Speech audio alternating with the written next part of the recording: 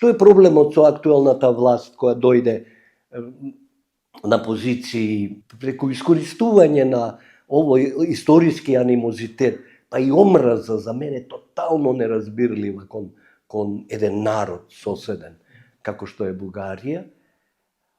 Они не сакаат, како ја ги разбирам, они не сакаат да зборуваат за минато. И викаат, еве ние ќе одиме поглавја, вие критикувајте не ако не сме добри, ќе се повториме овола, ама ние не сакаме да разговараме за она што соседот сака да збори, за историјата, за минатото.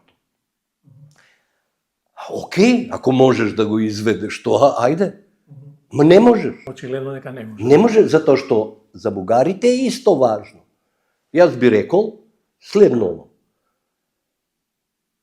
Колку што грците беа спремни да се откажат од Александар Велики во наша корист, исклучиво, толку бугарите се спремни да се откажат од Гоце Делчев во наша корист, исклучиво.